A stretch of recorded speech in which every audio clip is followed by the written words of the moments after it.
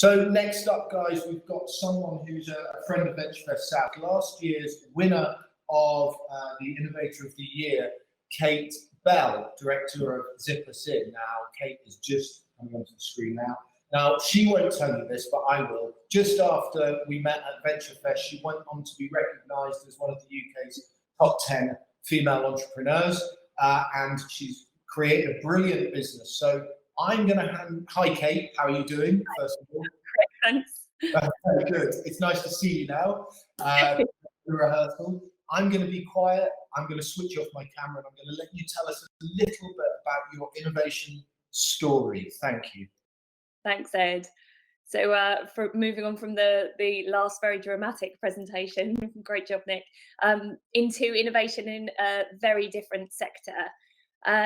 So I guess innovation can usually be drawn back to that one light bulb moment. So I'm going to show you my exact light bulb moment with this slide. If I can have the slide.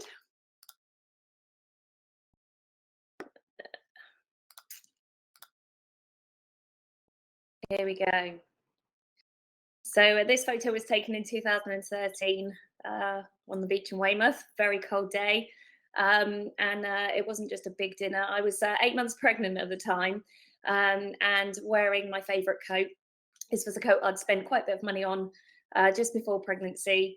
And coming towards the end of my pregnancy, I just could not justify spending out even more money on a new maternity jacket that probably I wouldn't have liked as much. It wouldn't have had the same fit. And most importantly, it wouldn't have had the technical qualities that my expensive jacket did. It might not have been waterproof. It amazed me that you couldn't buy waterproof or technical maternity wear in the UK at the time. And I thought there's got to be something out there that can just extend my jacket. And when I started doing my research online, you could find the extenders for your jeans during pregnancy or for your bra. And I couldn't believe that you couldn't find an extending item for what's probably the most expensive item of clothing you have in your wardrobe, your coat. So my light bulb moment, there was a problem I was experiencing myself, and as a solution didn't exist, I created one. So I designed a product that would expand the jacket that I already had to be able to do it up around my belly through my pregnancy. And very quickly, that thing that I made just to solve my own problem became so much more. So the product zips into a customer's own jacket. So you've got all this extra space for pregnancy. And the more I developed the product, the more I found that there was other opportunities, and I wanted to make sure that I developed it with maximum usage. So the item that I created that would expand my jacket through pregnancy was also going to be useful to me after the baby arrived and enable me to then expand my jacket around a newborn in the carrier or a sling.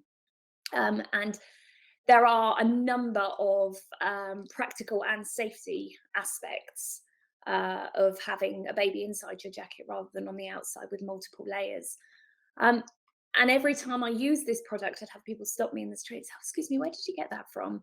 And I realized quite quickly that if this was an innovation that solved a problem for me, then there were hundreds of thousands of other people that this innovation would be useful to. And within a year of launching the business, I had a growing social media following, and yet I was still incredibly surprised to have a message through social media from Boots inviting me to come and pitch the product to their buying team.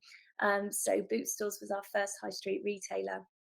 So jumping forward to the pretty crazy year that's 2020, my design has now been granted a patent and is available across Europe, US, Canada, and is sold in hundreds of high street stores. We've been featured in lots of national press, on the BBC, and we've now gained 9 industry awards. And of course, the title that I'm most proud of, Venturefest South Innovator of the Year for 2019. So getting a spot for Venturefest last year was actually really quite a surprise to me. I'd worked really hard on a growth plan and was trying to secure investment to be able to put that plan into motion. And one of the difficulties I was facing was that a large number of the investors were looking specifically for advancements in technology. So hearing it said last year at Venturefest South that innovation matters in every sphere was a real reminder to me that the product I'd successfully brought to market was innovating. And luckily for me, I found the right people that did agree that ZipperSim was highly investable. And that investment has now enabled me to expand into new markets, to develop new products. So it's a really exciting time, and I'm certainly not intending to slow down anytime soon. I'm predicting a post-lockdown baby boom on the horizon. So I am already making strides towards starting my next raise so that I can grow the business even further. And I am really excited about what my expanding team may do in 2021. So yeah, Venturefest has been a real kickstart for an exciting growth pattern for the company. And yeah, we'll see what's coming next. So I shall hand back to you, Ed. Don't disappear just yet, because anyone that says such nice things about Venturefest South gets extra questions, so that's good.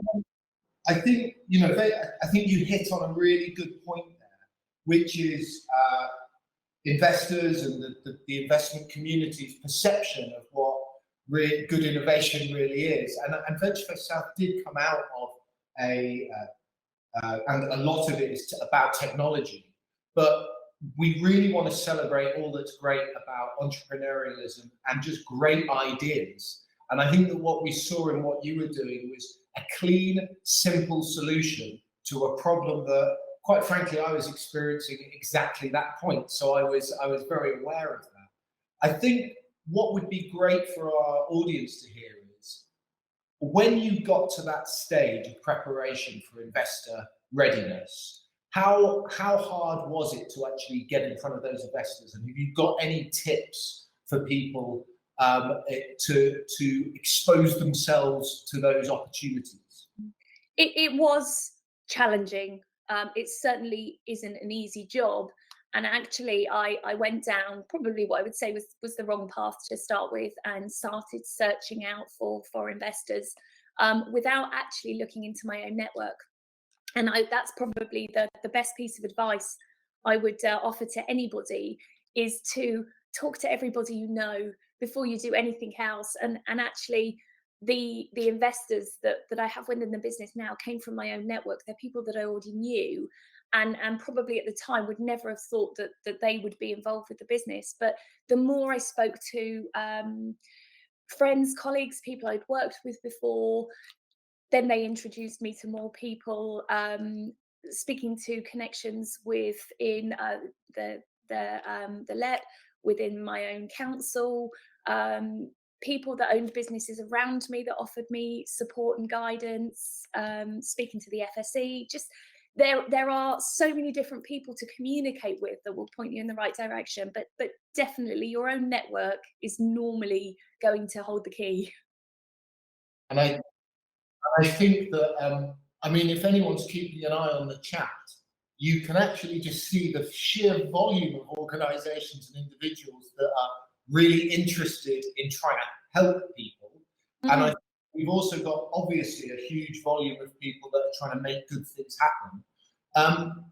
Often the issue seems to be bringing those people together, because everyone's working for the same aim. And I hope, today and as we move forward, Kate, I think your story is a really good example of this, that people won't hold back in communicating with each other. We're risking reducing communication at the moment, aren't we, where it's all screen. But it's up to people like you to break down the doors, and the doors aren't locked. There's lots of people with open doors willing to talk. I think from our point of view, it's making sure the innovators and entrepreneurs have got their pitch ready, that it actually makes sense, that it's compelling and it's framed for the investors in the right way. But I think and I'm running out of time now, so I'll zip up, as it were. Do you like that? Zip up? Nicely done. Yeah, very much. But your story is a really great one, and thank you for joining us today. I'm going to let you answer what are a lot of questions and ideas about that while we move on. So thank you, Kate. Thank you. Thank you, guys.